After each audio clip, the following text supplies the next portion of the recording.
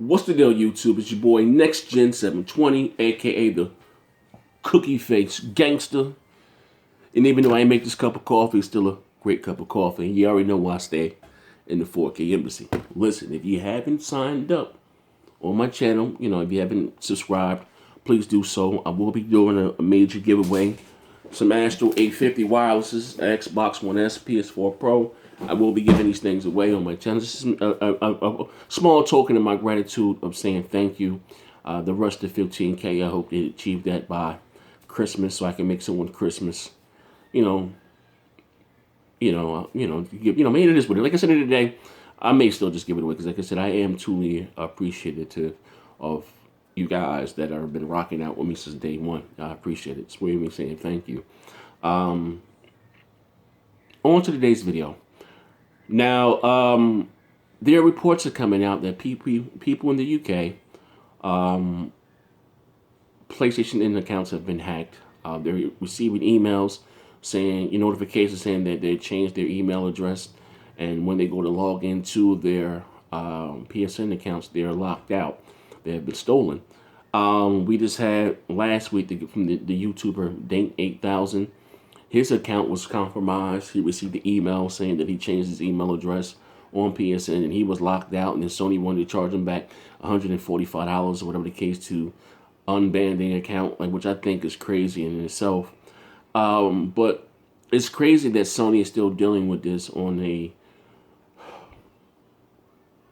with this period. Now, DDoS attacks and stuff happens, and it is what it is. I don't understand what is, people's... Why do they do things like that? Here's my thing. I haven't always been the most law-abiding citizen. I will say this, but if I'm going to break the law, or do it's not to be a nuisance, to put some money in my pocket to take care of me and mine. But that's just my mindset. I'm not going to rinse a federal offense just to have fun and you guys can't get online, ha ha he. And we're going to do something like that just to put some money in my pocket, or whatever the case may be. It ain't just to shit on the everyday man. If you want to stick it to Big Brother, fine, but I don't get it. But anyway, it's not for me. I guess it's not for me, but it's crazy, like I said, that Sony is still dealing with this on this level. I guess they just put in place a two-step authentication, but even that's not working. Prime example, Microsoft. I had the same... when I originally signed up for Xbox Live back in 2002, I had a Yahoo email address, right? And who still uses Yahoo, right? So I just recently changed it, I think it was last year, whatever the case, used a more current email address. But even with that, Microsoft sent the text to the phone, cell phone, you code, and you got to put back in the code. And then, like I said, I think it still took about 30 days for the changes to fully take effect. But I don't know. Maybe Sony should reach out to Microsoft or put more money into their network. But here's the thing: well, PSN was free, fine. But people are paying for a premier service, and it still forms like a free service. Like there's no difference between PSN on the PS3 and the Vita than there is to PS4 Pro or the PS4 period, and that shouldn't be the case. If people are paying $60 a year or whatever the case may be, it should be a much better service, even for our security. Like me personally, I don't have any of my debit cards or credit card information tied to my PSN account, because of things like this. Now, there are several reports coming out from the UK that people were receiving emails, notifications saying that they changed their email address on PSN, and when they go to sign in, they're locked out of their accounts. Now, since the launch of the PS4 Pro, since the PS4, there have been several reports of people having their accounts, stuff hacked and stolen, and I'm just reading some of the comments of, that's his fault, and he should have did this, and it's never Sony's fault, right? And it's crazy that, because forget this whole console war thing set aside, Xbox, PlayStation, I'm always for the little man, always on the consumer side, because regardless, whatever, we're just a dollar sign to these companies. I don't care whether it's Microsoft, Sony, or Nintendo. Phil Spence. No, we're just a dollar sign. Don't get it misconstrued. We're a dollar sign, okay? And just you understand that. So, but like I said, I would read some of the comments on these, when people accounts, well, even recently when this big YouTuber, Dank 8000, and Sony wanted him to pay back $145 to unban his account because it was compromised, something he didn't do, Sony's fault, and they allowed these charges to go through. And I'm gonna read the comment. Well, that's your fault. You should have did this. Like, it's crazy as hell. Like, people feel this way. You know what I mean? And only when it happens to them do they want to, cry me a river. But as a gamer, with things like this happen, we all should stick together and speak out. Sony is charging for yearly $60 for this damn thing, and it still performs like a free service. Don't get me wrong. Anything can be hacked. Anything can be compromised. I get it. Now, DDoS attacks stuff, that's something totally different. I get it. You know what I mean? But again, it seems like only on, like I said, on Sony's side, that these issues are really still happening on a broad spectrum. You know what I mean? I don't know. Like I said, I don't know what difference the Microsoft does. Maybe, like I said, because these companies do business all the time. Forget what what you may think they do.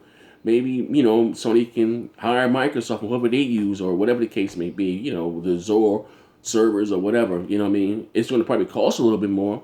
But listen, at the end of the day, your people are paying for the service, Sony. Like, what are you doing with our money? So, like I said, they're not putting the money that we spend on PSN, they're not putting it back to maintain the service. They putting that shit in their pocket to patch up other spots of the company that's bleeding.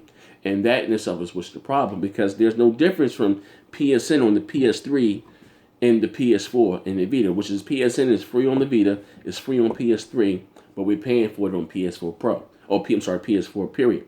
And these are the issues that I've been talking about since the start of this generation.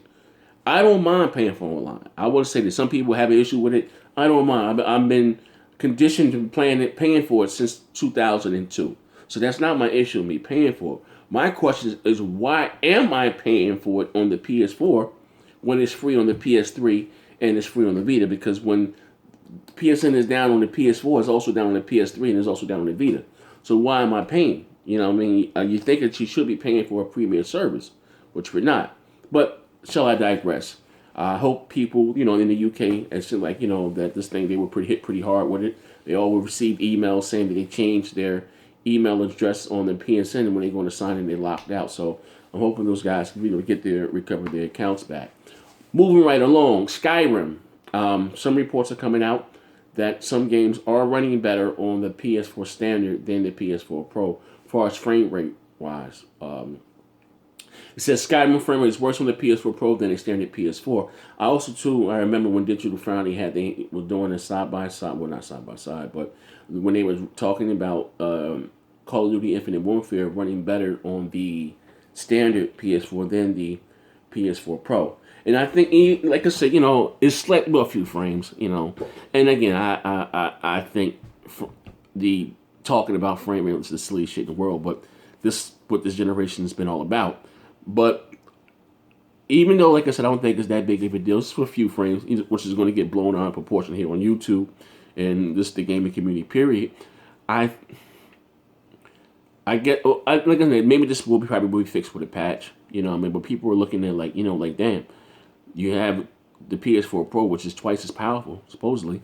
And how is a standard PS4 outperforming it? Even by, little or whatever the case, but with slightly higher frame rates. People are saying like this shouldn't be the case. I think in over time, once developers become more familiar with the PS4 Pro hardware and architecture, that we're not going to have these issues anymore. Hold on one second, ladies and gentlemen. I'm back. So yeah, as I was saying, I think like these little hiccups and stuff will be ironed out. I'm sorry, as developers become more familiar with the hardware. But from the outside looking in, people that are already on the fence about getting the PS4 Pro, like you've had some reviews that have been up and some been down. I gave you guys my first impressions of the PS4 Pro, where I thought it looked amazing. You know what I mean? You had the CNET, they kind of slammed it. They say this kind of, right, it says right here, right now it's tough to recommend the PS4 Pro.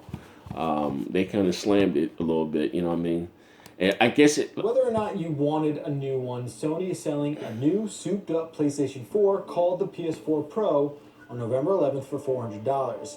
It's got a 1 terabyte hard drive and should be able to display a higher resolution, better frame rates, improved performance, and better textures. But which of these enhancements a game gets depends on the developer because a downloadable patch is required in order for games to support it.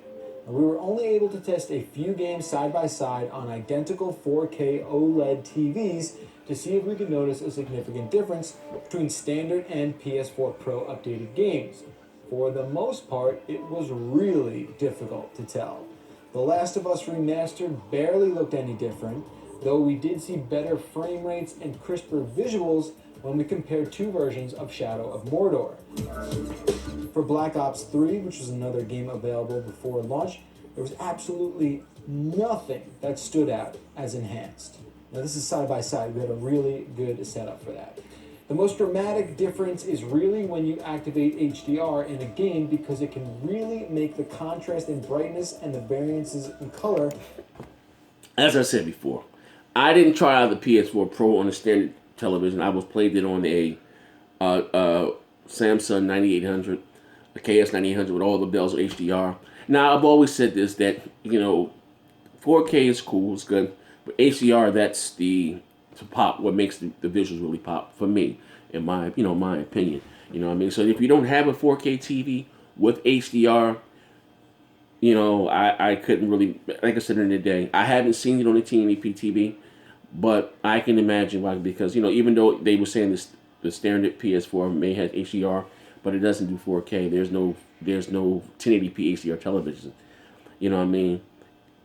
So it may be hard to recommend it. But again, I'm gonna once the honeymoon phases wear off, I'm gonna give you guys. I already did my first impression, but I'm gonna give a full review. Should you go out and buy it? You know what I mean?